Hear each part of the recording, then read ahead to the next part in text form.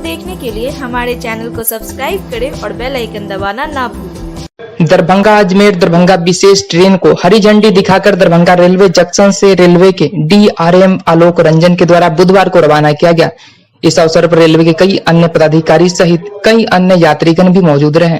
Railway प्रशासन की गाड़ी संख्या 05537 एवं 05538 दरभंगा अजमेर दरभंगा साप्ताहिक विशेष गाड़ी को चलाए जाने का निर्णय लिया गया था। आखिरकार वह दिन आ ही गया और बुधवार को दरभंगा अजमेर दरभंगा से जाने वाली ट्रेन का परिचालन प्रारंभ किया गया।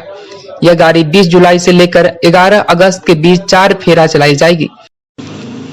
गाड़ी संख्या 05537 दरभंगा अजमेर विशेष गाड़ी यह दरभंगा से 20 जुलाई से 10 अगस्त तक प्रत्येक बुधवार को दरभंगा से 1:15 बजे प्रस्थान करेगी।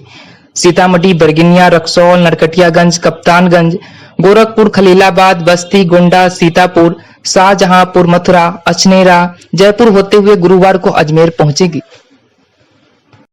रूप में कि ये जो ट्रेन मिली हम लोग को, हमारे बच्चे को अगर ऐसा सुविधा मिल जाए तो हम लोग भी ऐसा ही और भी गार्जियन बच्चे लोग को यहाँ से वहाँ पढ़ाने की सुविधा होगी। वहाँ पकड़ेगा, यहाँ उतरेगा, यहाँ पकड़ेगा, वहाँ उतरेगा, गार्जियन निश्चिंत हो जाएगा।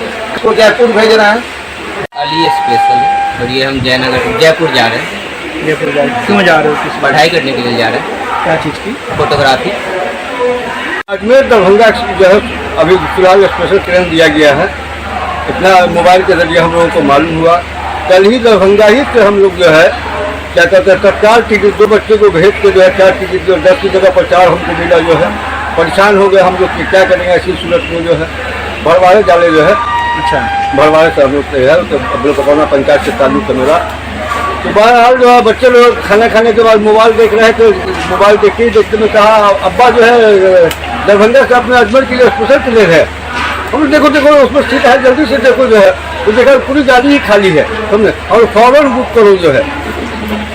हाँ वो टिकट तत्काल जो है तो अब वापस होगा नहीं, उसको रख तो उससे पटना जाने में तो 2,500-3,000 रुपया हमारा ऐसे खर्च होगा। जो है पटना का टिकट कटाया था, वहाँ से उसको रिटर्न कर दिया। अब यहाँ से दरभंगा से जयपुर जा रहे हैं।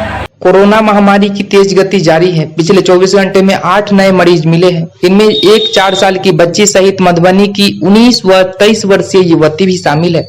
अन्य मरीज में दरभंगा के बहादुरपुर प्रखंड के 66 व 62 वर्षीय बुजुर्ग, हायाघाट की 30 वर्षीय युवती, मनीगाछी की 30 वर्षीय युवक और गौरा बराम का 40 वर्षीय अधेड़ शामिल है। आपको बता दें कि कोरोना पिछले एक सप्ताह में तकरीबन 50 कोरोना पॉजिटिव मरीज मिल चुके हैं। दरभंगा सदर ब्लॉक में मत्स्यजीवी सहयोग समिति का चुनाव शांतिपूर्ण संपन्न हुआ। वहीं मत्स्यजीवी मतदान के परिणाम आते ही कहीं खुशी तो कहीं गम देखने को मिला। प्रत्याशियों में सदर प्रखंड के प्रशिक्षण भवन में मंगलवार की रात्रि मंत्री पद, सदस्य पद व अध्यक्ष पद के लिए चुनाव के परिणाम आते ही शिव कुमार सहनी के कार्यकर्ता नाचते गाते अबीर लगाते हुए नजर आए। मंत्री पद के उम्मीदवार शिव कुमार सहनी को कुल 917 वोट हासिल हुआ। वही चंद्रिका देवी को कुल 442 वोट मिला। शिव कुमार सहनी ने 275 मत से चंद्रिका देवी को हरा दिया और शिव कुमार सहनी 275 मत से चुनाव जीत गए। अध्यक्ष पद के उम्मीदवार गोपाल सहनी को कुल 948 वोट मिला। वहीं विजय कुमार सहनी को 599 वोट मिला। गोपाल सहनी ने 349 मत से चुनाव जीता। वहीं उनके कार्यकर्ताओं में खुशी देखने को मिली एवं एक दूसरे को अबीर लगाते हुए नजर आए। ये हमारे सदस्यों की जीत है और ऐसा ही जो है जो सहयोग इन लोग से मिलता रहेगा और अब जीतते रहेंगे। इनके लिए जो है जो कार्य करते रहेंगे। मैं मंत्री रहूँगा, मैं इन लोगों के कल्याण के लिए सारा सब कुछ न्यौछावर कर दूँगा।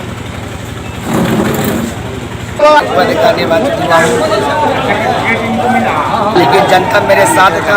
हम 2 मर्तबा प्रबंधक कार्य समिति का सदस्य रह चुका हूँ। तीसरा मर्तबा पूरा जनता ने मुझे अध्यक्ष पद पर जीता के विश्वास पूरा मतदाता को देना चाहता हूँ। 15 दिन से लगा हुआ है, दिन रात 24 घंटा एक करके मेरे पीछे, वो अपने लिए भी कुछ मेरे लिए भी। बीमार नहीं रहा लाचार, हो रहा मुफ्त उपचार। हड्डी नस रोग से संबंधित गंभीर बीमारियों का मुफ्त में इलाज। इंतजार किसका, जाएं सर्राफ ऑर्थो एवं स्पाइन सेंटर और दर्ज कराएं प्रधानमंत्री जन आरोग्य योजना में अपना नाम। विश्व की सबसे बड़ी स्वास्थ्य सुविधाओं का उठाएं लाभ। आधुनिक ऑर्थोपेडिक सुविधा, ऑर्थोस्कोपी, स्पाइन सर्जरी, फ्रैक्चर का अत्याधुनिक इलाज। डॉक्टर SN सर्राफ, डॉक्टर अभिषेक सर्राफ, रीढ़ हड्डी और नस रोग विशेषज्ञ डॉक्टर प्रियंका बी सर्राफ, स्त्री और प्रसूति रोग विशेषज्ञ, DMCH के सामने Laheriasarai. Global health care and diabetes research centre, जो बिहार में पहला अंतर्राष्ट्रीय तकनीक एवं आधुनिक सुविधाओं से लैस सुपर स्पेशलिटी डायबिटीज केंद्र है, जहां एक छत के नीचे डायबिटीज से संबंधित सारी सुविधाएं मौजूद हैं, जैसे कि diabetes heart care, diabetes eye care, diabetes neuro care, diabetes foot care, diabetes pharmacy और डायबिटीज प्रयोगशाला। पता जीसस एंड मैरी स्कूल के पास, रहमगंज, दरभंगा, बिहार। मुख्य सचिव बिहार आमिर सुहानी के आदेश के आलोक में आज जिले के सभी पदाधिकारियों के द्वारा विभिन्न प्रखंडों के एक पंचायत की सभी योजनाओं यथा मुख्यमंत्री 7 निश्चय योजना के अंतर्गत हर घर नल का जल, घर तक पक्की नली गली योजना, आंगनबाड़ी केंद्र, सभी विद्यालय संचालन व्यवस्था, आवासीय छात्रावास, आवासीय विद्यालय, प्रधानमंत्री ग्रामीण आवास योजना, समाज कल्याण की पेंशन योजनाएं, भू राजस्व जन वितरण प्रणाली की दुकान, ग्रामीण सड़कों का निर्माण एवं अनुरक्षण, पंचायत सरकार भवन, मनरेगा एवं अन्य योजनाओं की गहन जांच की गई। वरीय पदाधिकारियों द्वारा जांच में पाई गई स्थिति से जिलाधिकारी को अवगत कराया गया। उल्लेखनीय है कि जिले के जितने भी प्रखंड के वरीय पदाधिकारी हैं, सभी को एक पंचायत आवंटित किया गया था। इसके साथ ही सभी प्रखंड विकास पदाधिकारी, अंचलाधिकारी एवं सभी संबंधित विभाग के पदाधिकारियों को भी एक पंचायत आवंटित किया गया था। इस प्रकार जिले में आज 62 पदाधिकारियों द्वारा अपने अपने आवंटित पंचायतों में सभी योजनाओं की वृहद जांच की गई। जिला परिषद की सामान्य बैठक का आयोजन जिला परिषद अध्यक्ष रेणु देवी की अध्यक्षता में जिला परिषद दरभंगा के सभागार में किया गया। वही आयोजित इस बैठक में जिला परिषद उपाध्यक्ष ललिता झा, विधायक मिश्री लाल यादव, मुख्य कार्यपालक पदाधिकारी जिला परिषद राजेश झा राजा सहित अन्य कई पदाधिकारियों के साथ साथ जिला परिषद सदस्यों, अभ्यर्थियों ने शिरकत किया। आयोजित जिला परिषद की सामान्य बैठक में कुछ बातों को लेकर हंगामा भी बीच बीच में होता रहा। वही जिला परिषद की इस बैठक में गत बैठक की कार्यवाही की समिति एवं अनुमोदन पर विचार विमर्श किया गया। सिस्टम एवं 15 में वित्त आयोग द्वारा योजनाओं की समीक्षा पर विचार विमर्श किया गया। समितियों के गठन हेतु तिथि पर विचार विमर्श भी किया गया। मनरेगा क्रियान्वयन, उद्यतन की इन तमाम एजेंडा पर समीक्षा इत्यादि बातों पर विचार विमर्श किया गया। वही आयोजित जिला परिषद की सामान्य बैठक में बाढ़ से संबंधित कई महत्वपूर्ण चर्चा किया गया। पानी की समस्या से लेकर मध्याह्न भोजन, पठन पाठन, विद्यालय से संबंधित बात भी सदन में उठे एवं कुशेश्वर स्थान में एक ऐसे विद्यालय का भी नाम सामने आया जो खुली आसमान के नीचे चल रहा है। विशेषकर शिक्षा और स्वास्थ्य सेवाओं से लेकर संबंधित बातों का भी चर्चा किया गया। कई प्रखंडों में कार्य के अनियमितता के बारे में भी सदस्यों ने आवाज उठाई।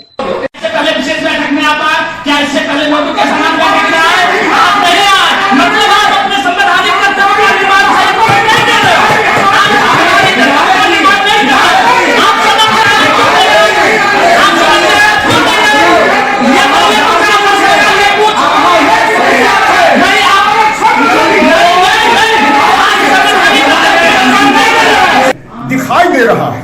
हम पंचायत समिति के बैठक में भी जाते हैं, जिला परिषद में आए हैं, तो जो विधानसभा में उठाने की बात होगी, जो यहाँ की दरभंगा की समस्याएं हैं, जो क्षण के सामने आएगा, वो विधानसभा में मैं रखने का काम करूंगा। जैसे 1-2 मैंने सुना है, जो आंगनबाड़ी केंद्र जो है सरकार के गाइड के मुताबिक वहाँ पोषाहार नहीं मिल पा रहा है, बच्चों कुपोषण का शिकार हो रहा है। कुशेश्वर स्थान की बात उठी है, जो वहाँ मतलब पानी की समस्या है, तो अब जो सदन चलेगा तो इसकी यहाँ से जो समस्याएं जा रही है वहाँ हम रखने का काम करें। जिला परिषद की आज समान बैठक हो रही है और शिक्षा, स्वास्थ्य सभी बिंदुओं पर इस पर चर्चा हो रही है और जितने भी बिंदु है हमारे पार्षद लोग उठा रहे हैं, सभी समस्या को समाधान किया जा रहा है। हाँ, कुशेश्वर स्थान से समस्या, वहाँ बाढ़ पीड़ित एरिया है, वहाँ पानी पीने की बहुत सी समस्या, लोग बांध पर आ गए हैं, सभी जनते लोग उस सबको समस्या को दूर करने के लिए हम बड़े पदाधिकारी से आग्रह करेंगे।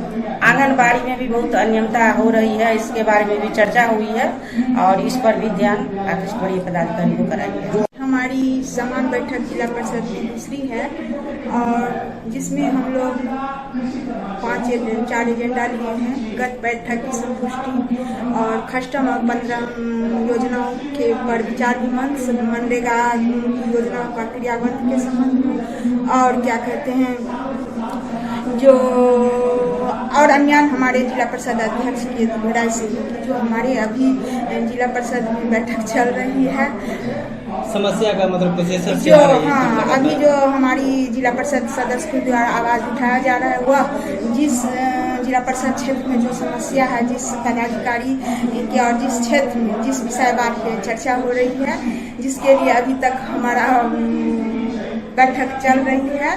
और आज महत्वपूर्ण ये है जो हमारे पंचायती राज के द्वारा अस्थायी समिति गठन पर विचार विमर्श का। इसमें मूल रूप से जो विभिन्न हमारे माननीय पार्षद हैं और माननीय प्रमुखगण हैं, तो जो क्षेत्रीय समस्या है, खास करके यहाँ बाढ़ प्रभावित क्षेत्र रहता है, तो बाढ़ प्रभावित क्षेत्र से ही जुड़े हुए बहुत सारे बिंदु रहते हैं, जैसे पीएचडी से रिलेटेड रहता है, नाव से रिलेटेड रहता है, फिर मध्याह्न भोजन वगैरह सब, ये सब क्योंकि बाढ़ के समय में उसका संचालन थोड़ा कठिन हो जाता है।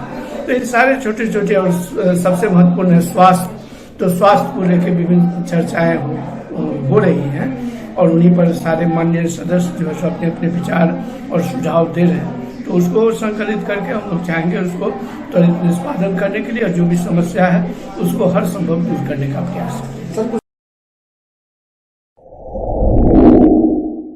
Global health care and diabetes research centre, जो बिहार में पहला अंतर्राष्ट्रीय तकनीक एवं आधुनिक सुविधाओं से लैस सुपर स्पेशलिटी डायबिटीज केंद्र है, जहां एक छत के नीचे डायबिटीज से संबंधित सारी सुविधाएं मौजूद हैं, जैसे कि diabetes heart care, diabetes eye care, diabetes neuro care, diabetes foot care, diabetes pharmacy और डायबिटीज प्रयोगशाला। पता जीसस एंड मैरी स्कूल के पास, रहमगंज, दरभंगा, बिहार।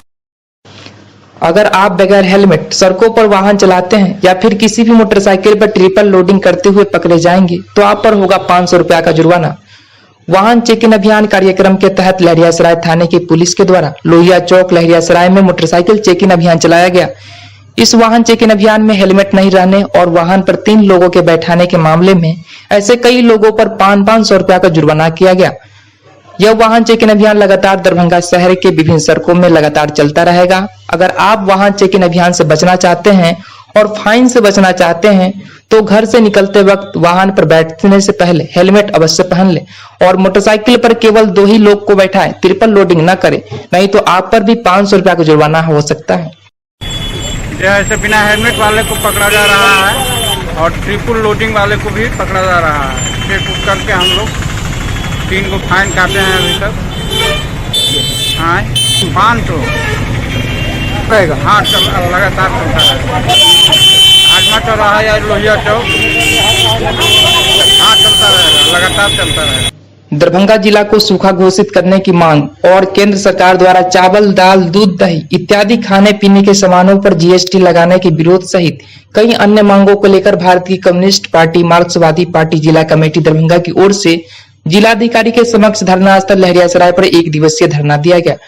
धरना दे रहे लोगों के द्वारा अपनी मांगों को लेकर सरकार के खिलाफ जमकर नारेबाजी भी की।